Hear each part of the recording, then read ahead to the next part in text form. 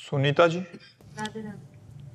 महाराज जी, आपका प्रश्न है कि जो यद्यपि आपके लिए लिखा है बट कह रहे हैं कि जो भगवत साक्षात्कार महापुरुष जन होते हैं उनको जैसे वो सब में भगवान को देखते हैं तो किस भावना से देखते हैं, कृष्ण स्वरूप में या उनके बाल स्वरूप में अपने या आराध्य अपने आराध्य में, जो हमें गुरु ने आराध्य का स्वरूप बताया। जैसे हमारे आराध्य देव है नौ किशोरी नौ किशोर सी प्रिया प्रीतम, 16 वर्ष की अवस्था, अद्भुत सौंदर्य, अद्भुत माधुर्य, दोनों जुगल सरकार का।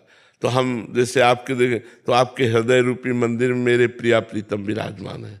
हम सब जगह, जैसे गोस्वामी जी कहते सिया राम मैं सब जग जानी, वो सब में सिया राम को देख रहे हैं, ऐसे हम सब में श्यामा श्याम को देखते हैं।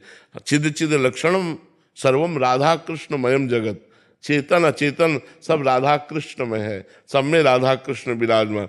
तो उपासक जिस भाव से उपासना करता है उसको अपने उपास्य देव का वही दर्शन होता है। अब हम देखते हैं नौ किशोरी नौ किशोर प्रिया प्रीतम, उन्माद पैदा हो जाए, इतने सुंदर हैं हमारे प्रिया प्रीतम, पागलपन चढ़े। अब इसी के सो तो जी रहे हैं ना, नहीं किसी से कोई मतलब नहीं, तो उन्हीं के बल से हर कदम हम चल पाते हैं, उनकी तरफ उन्हीं के कृपा बल से चल पाते हैं।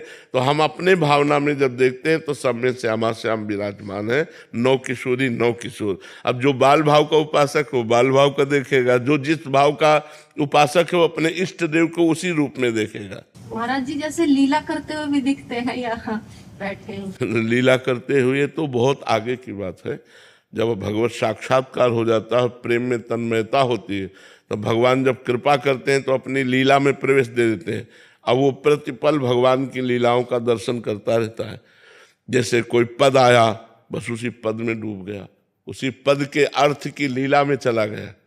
जैसे मनो आवत श्री वृषभानु दुलारी, रूप राशि अति चतुर शिरोमणि, अंग अंग सुकुमारी।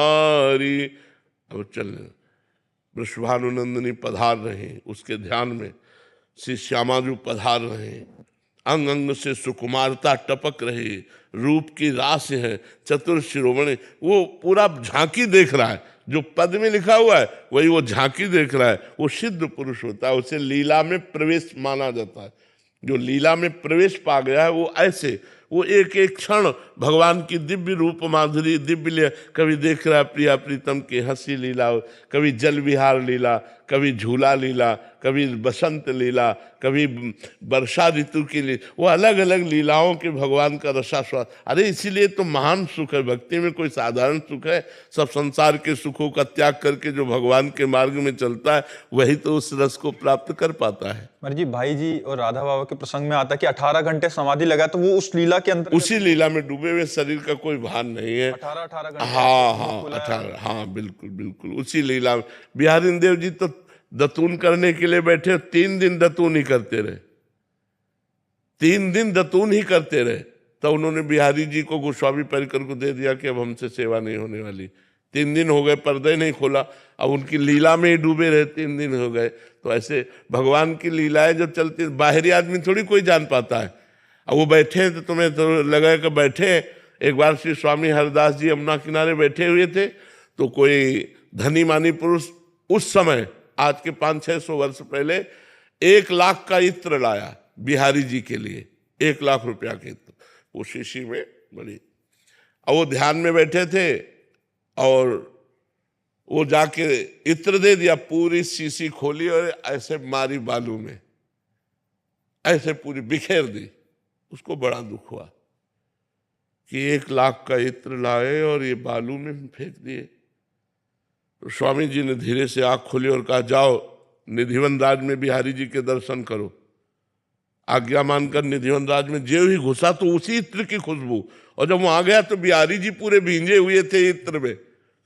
तब वो स्वामी जी के चरणों में आके दंडवत किया कि स्वामी जी हमें क्षमा कीजिए, हमें दोष दृष्टि हो गई थी कि आपने 1 लाख का इत्र बालू में फेंक। बोले तुम नहीं समझते, उस समय होली लीला हो रही थी और संयोग से लालजू पकड़ में आ गए थे और प्यारी जू के पास रंग खत्म हो गया था।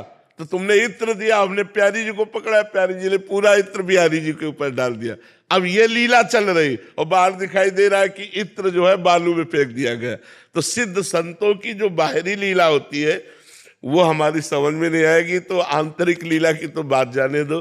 लीला में प्रवेश बहुत कठिनता से होता है, ऐसे सहज में नहीं हो जाता कि 2-4 वर्ष माला घुमाए और लीला प्रवेश हो गया, ये ऐसे नहीं।